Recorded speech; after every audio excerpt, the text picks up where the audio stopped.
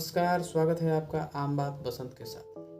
वर्तमान समय में दो हत्याएं एकदम बिल्कुल फेमस हो चुकी हैं, बड़ी चर्चा है उन पे। एक अशोक कोल जो अमरावती महाराष्ट्र के हैं और एक कन्हैया लाल जो उदयपुर राजस्थान के हैं। उसके पीछे कारण यह है कि इनकी हत्या के पीछे एक खास कम्युनिटी का हाथ है। उस कम्युनिटी का नाम है मुस्लिम कम्युनिटी।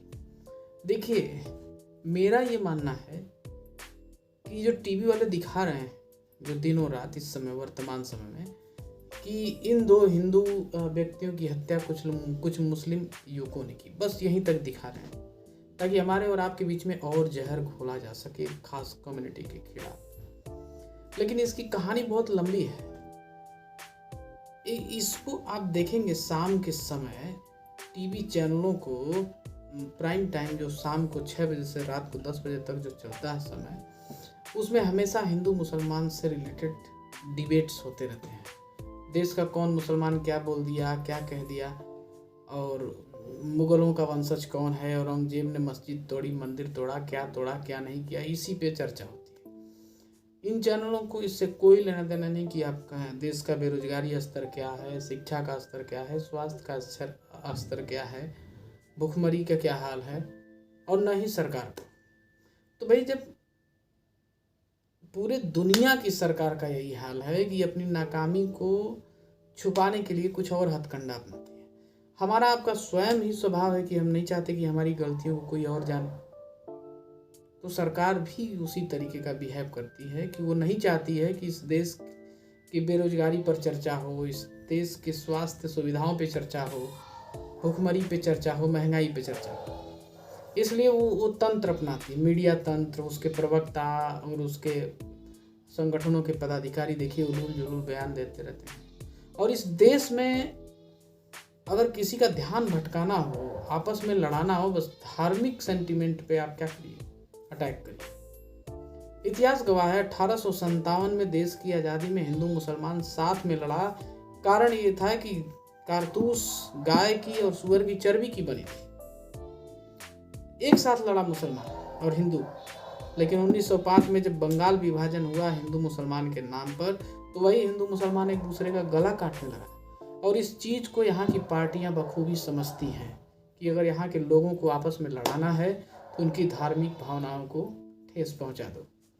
हुआ भी यही। नुपुर शर्मा ने मोहम्मद पैगंबर पर आपत्तिजनक टिप्पणी कर दी। फिर क्या था, मुस्लिम पक्ष के मौलानाओं, काजी, जो भी उनके धर्म गुरु हैं, उन लोगों ने बयानबाजी चालू कर दी। फिर युवा बाहर आ गए, आम आदमी को बस भड़का दिया गया। आम आदमी रोड पर आ गया, पत्थरबाजी करने लगा।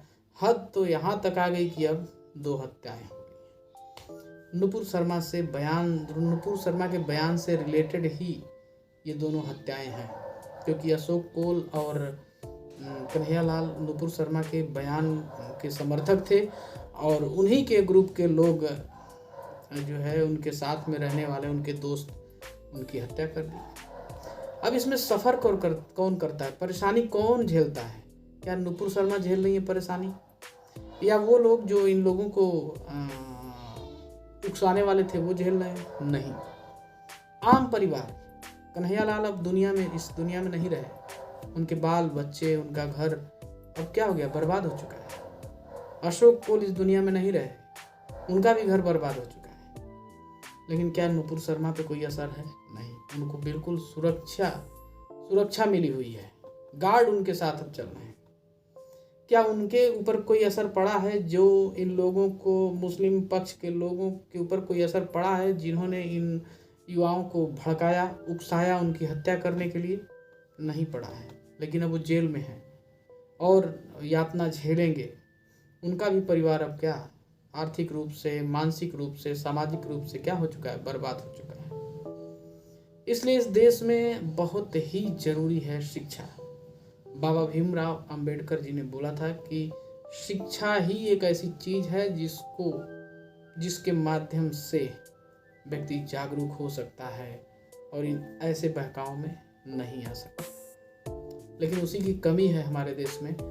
तो दोस्तों, इस घटना से यही समझने को मिलता है कि जो है कि सरकार और जो एलीट वर्ग है, जो लोगों को कंट्रोल करता है, या जो धर्मगुरु है, इन सब की बातों को आप सुनिए तो ज़रूर, लेकिन उसको तोलिए, परखिए, जानिए, इसके बाद कोई एक्शन लीजिए। मिलते हैं ब्रेक के बाद अगली वीडियो में। तब तक के लिए नमस्कार, जय हिंद, जय भारत।